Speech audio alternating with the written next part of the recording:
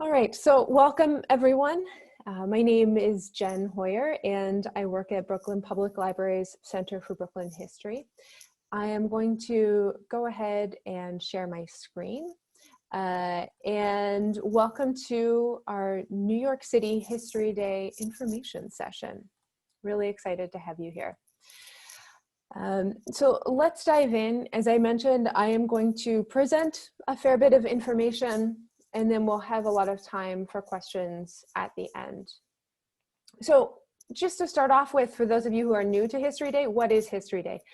History Day, or New York City History Day, is the regional contest for National History Day, which is a program that provides over 500,000 students every year the opportunity to excel at history research.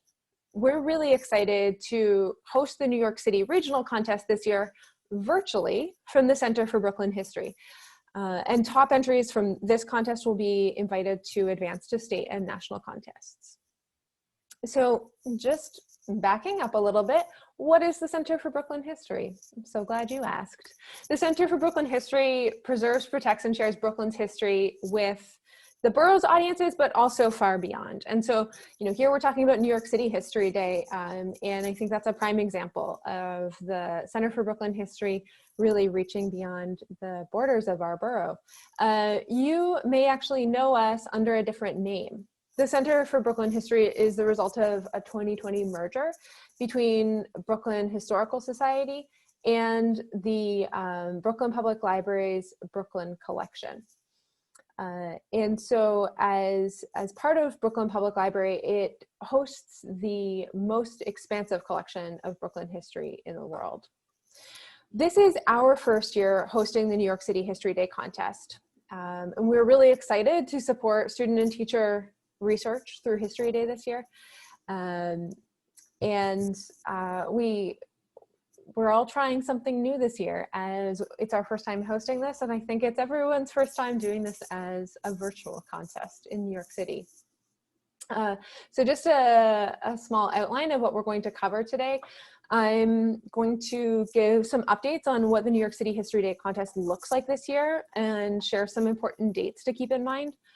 I'm also going to talk about some other changes to the History Day contest, both broader changes at the national level as well as specific details to know about given that it's a virtual contest. I'll touch on this year's contest theme and share a lot of resources for working on your History Day project. All right, so what will New York City History Day 2021 look like? So this year's contest is going to be entirely virtual at the New York City, New York State, and national level. A lot of things still look similar to other years. So students are creating projects in the 5 categories again: documentaries, exhibits, papers, performances, and websites. They can do group or individual submissions in any of those categories, except for the paper, where we can't have group submissions in the paper category. Those are only individual. And there are junior and senior divisions. So grades 6 through 8 are junior and 9 through 12 are senior. And these projects diving into history are expected to show historical context, multiple perspectives, historical accuracy, historical significance, and make a historic argument. And then some of you may note this as a small change. I'll touch more on it later. All entries, regardless of category, this year include a title page, a process paper, and an annotated bibliography in addition to the main entry. So then what does it mean that the contest is entirely virtual? So first of all, student projects should follow some instructions for creating virtual projects. I'll share those with you in a moment, but one thing that's been really, really helpful is the national organization shared some basic templates for instructions for creating virtual projects, and then the New York State contest has really solidified those into fantastic documents that I'm going to be sharing with you, and that as far as I know, students in all the regional contests around New York State will be following. So that's providing us with a really uniform way to do projects in this environment that doesn't quite look like we are used to for History Day. One really important thing to know that is different from past History Day experiences is that the contest itself will not involve interviews between judges and students. We recognize that this would be an unrealistic expectation due to digital equity issues that not only New York City students, but students across the country experience. I had the opportunity, I've judged the New York City contest for the last 3 years, and I had the opportunity to judge the national contest this year, and it was virtual. And so we didn't have the interviews with students because there was this realization that in a virtual environment, it was not fair to expect every student to be able to show up on Zoom or whatever other platform when they were expected to for an interview with judges.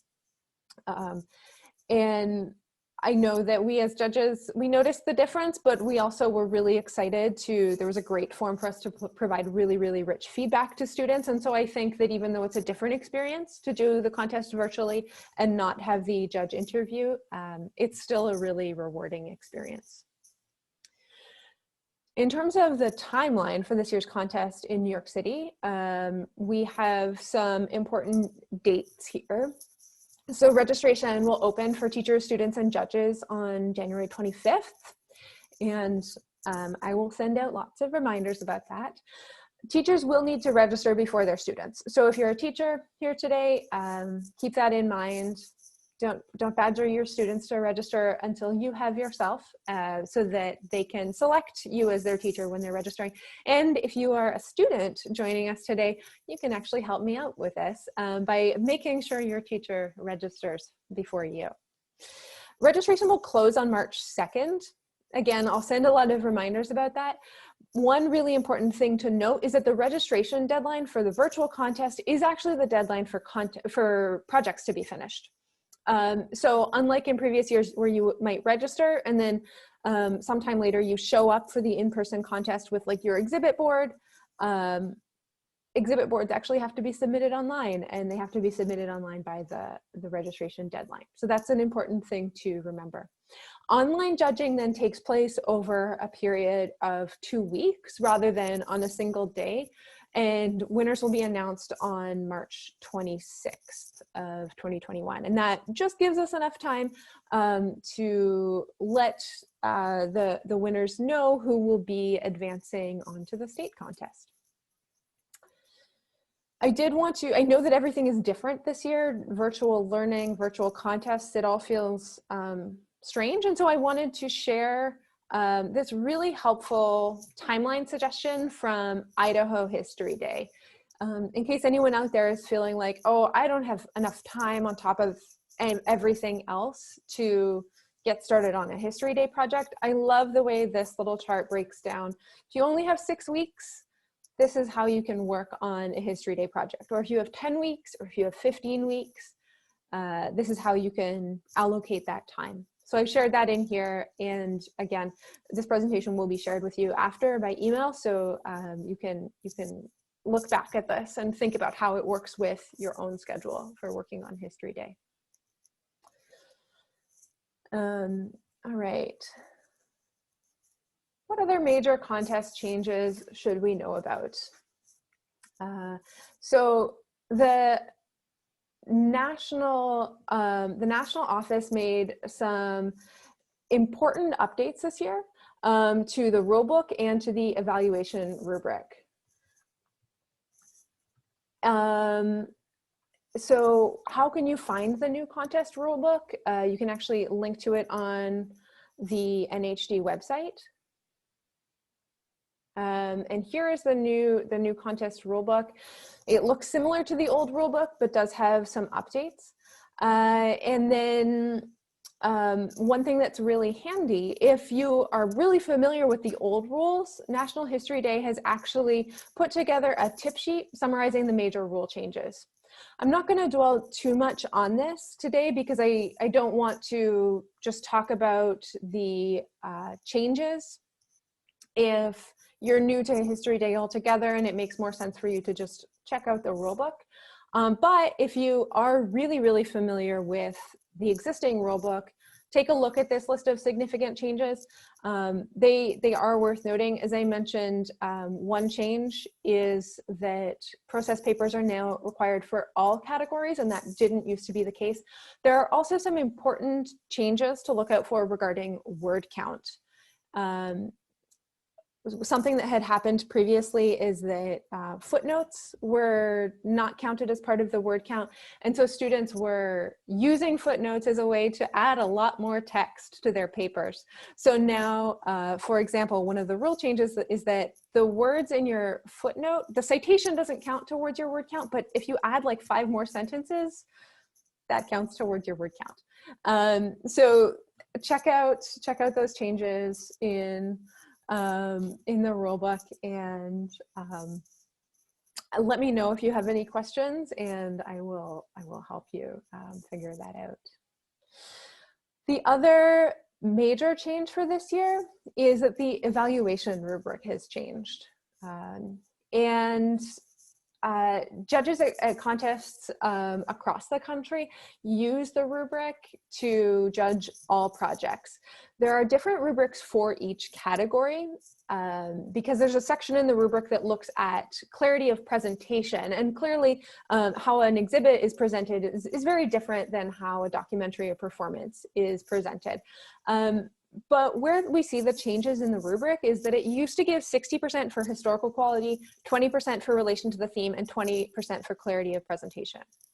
The new rubric gives us 80% for historical quality, connection to the theme is a small part of that, and 20% for clarity of presentation. And as someone who has spent a lot of time with the rubric in the past, because I was mostly involved with the contest as a judge previously, one thing that stands out to me when I look at the new rubric is within this 80% for historical quality is a section on student voice. And so National History Day has actually made a really great 5-minute video on what student voice is. My understanding is that they were seeing students do a really terrific job of pulling together facts about a topic and presenting those, but they wanted to make sure that students were also sharing their own voice and putting their own voice into it, and not just figuring out which facts were best for supporting an argument. So this quick tips video is very short, and when you have this presentation later, you can go back and watch that. But I'll show you quickly where the rubrics are for each category. I have this link here, and you can see when I look at this web page, I have the 5 different categories, and right now I'm in documentary. When I scroll down, it gives me a link to this evaluation form for documentaries, and that will open up the PDF that is used to evaluate all the documentaries. If I go back, I can then take a look at a different category, for example, the website category, and I have an evaluation form there that is the evaluation form used for websites.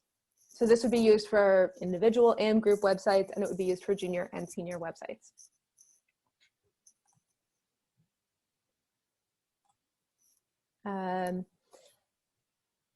Now, what about the contest theme? So this year's theme is communication in history, the key to understanding.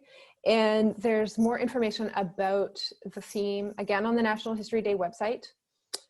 The theme should always be woven into your project, but it can be interpreted in so many different ways.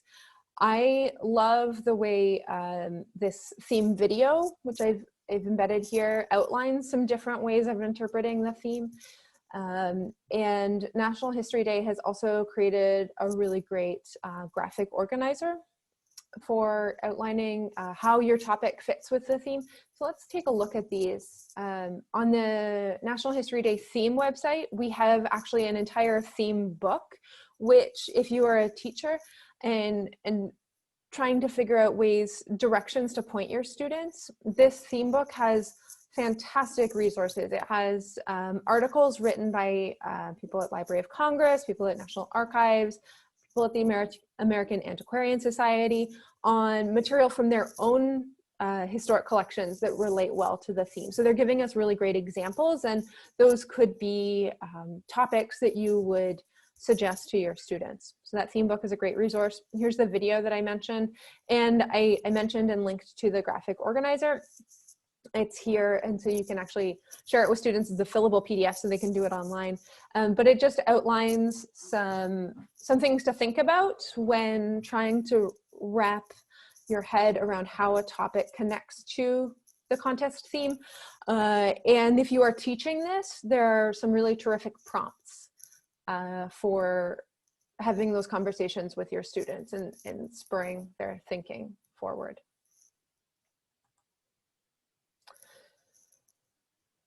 So it's a lot to think about, thinking about the type of project to create, the rules to follow, integrating the theme.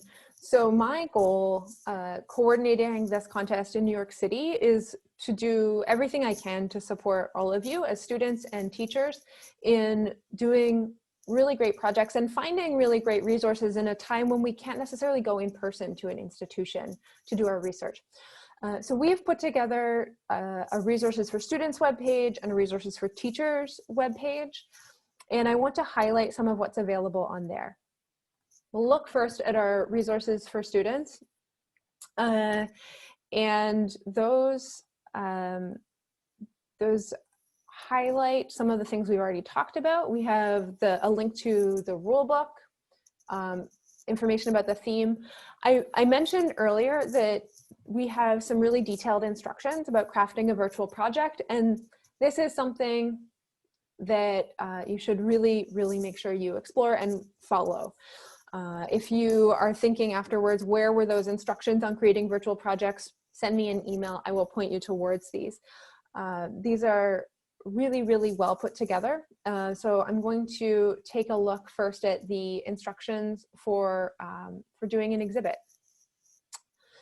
And so you can see this is a format guide put together by the New York State History Day contest for all of us in New York State to follow. They have some great information here, and then information on creating a virtual exhibit. And so the national contest has actually set out some guidelines for how we would create a virtual exhibit, and you have two options for that. So you can make a physical exhibit and submit it to the virtual contest. So it would be like making a trifold board as usual. And then there are two different templates here. There's a Google Slides template and a PowerPoint template where you would take photographs of your physical exhibit board. You would also upload some of the text, and then you would submit that as your virtual project. And we can see a sample of it from a link on these instructions. So you can see that this contestant used the Google Slides template. They put in a photograph of their exhibit, and then there's instructions in the template for putting photographs of all of the sections with the text for the sources so that the judges can really clearly see that. So this student was still able to make a physical exhibit and then just take a lot of great photographs, put them in this template, and upload that as their virtual project. Students also have the option, if they have access to some kind of design software, to make their exhibit virtually. And there are some guidelines for that down here as well. My apologies for the scrolling while I get to that page. There's some guidelines for creating a virtual exhibit and submitting it to the virtual contest. There are some optional templates that can be used in Google Drawings or Microsoft Publisher. But students can use a different program if they have access to it. And again, there's a sample project that was created digitally using one of those templates. And this would let us zoom in a lot if we wanted, but this exhibit was never created in real life. It was just from scratch in the digital world. So that's the kind of instructions that we see. Those instruction documents also give really, really straightforward guidelines for how to make sure your file format is correct, how to make sure you're sharing files properly, because the last thing that we want is for a student to share a file that we actually can't open for some reason. And the other instructions here for the other categories look similar. If you're doing a performance with your students, the instructions for those are also very detailed, and this year they include instructions not just on recording the performance, but also on providing additional documentation, because judges won't be able to see as clearly the types of props and costumes you used. So students who do a performance are also given instructions on filling out another form that gives all of the details about the work that they did on their props and costumes. We really want to be able to see as much of that as we can. And National History Day is actually offering a free workshop on Monday, December 14th at 7 p.m. Eastern Time, specifically for students who are interested in doing a performance project. So I just want to highlight that here. It's listed on our website, and you can click on that link if you want to register for it. The other thing that's on our resources for students page is a lot of places that you can go in New York City and around New York State and around the country to find primary sources that will help you with your research. So we've been working with a lot of other cultural institutions to gather this information, to ask them what's the best material that you have for students to access while doing a History Day project. And they've shared these links and other resources with us. So please make use of these. However you'd like. Also, if you see something on here that looks interesting and you actually want to get in touch with that institution, you need a contact there, you can hit me up and I will put you in touch. All of these places are really excited to support History Day this year. Now, the other thing that I want to highlight is our Resources for Teachers webpage. This is set up to support all of you teachers who are working so hard this year to go above and beyond in supporting virtual learning. So I'll just highlight a lot of this is professional development content, and then we have another section of material on virtual experiences for your class if you want to get your whole class involved in doing research and learning together. So there are some online teacher trainings offered by affiliate contests across New York State. Those are all listed on the New York History Day website, and we can click to go see. Oh, I think they're updating it at the moment. I'll check back on that later. But they've been adding more teacher workshops from regional contests around the state, and other contests around New York State who are doing History Day in each of the New York State regions have been really generous in welcoming teachers from all over New York State because any of us can attend a workshop anywhere. So they're continuing to add trainings there. New York State Archives is also offering a lot of teaching materials and some workshops, and they really encourage History Day students to also enter their projects in the New York State Student Research Contest. So I've added that link there if that's something you'd like to explore. We've been posting History Day workshops organized by other states, and the ones that are coming up at the moment are all organized by Virginia History Day. They've asked us to invite teachers and parents from across the country to attend any of their free online workshops, and I personally have signed up for all of these because I love learning from other organizations how they support History Day. So their first one is tomorrow. It's specifically on documentaries, and then they have other workshops on paper writing, performance and acting, and the exhibits and websites. If you're planning on doing a website, it is great to find a History Day workshop on websites because for National History Day, students are required to use the NHD Web Central platform for creating their website. So it's fantastic if you have an opportunity to learn from people who have spent a lot of time doing that rather than figuring it out from scratch. If you're interested in doing a website with your students and you haven't done one before, let me know and I'll see what workshops I can find that you can sign up for and learn all about the platform. And we have some listings here from New York City cultural institutions who have upcoming professional development on history topics that we thought might be related to things you could potentially cover with your students for History Day. And then a lot of great online experiences for students. If you're interested in exploring a topic as a class and you're looking for some kind of virtual field trip or something else that you could do with your students, as we hear about these things from other cultural institutions, we're adding them here. I know that that is a ton of information, and we are just about at the end of this. The last thing that I want to share is that we're here to help.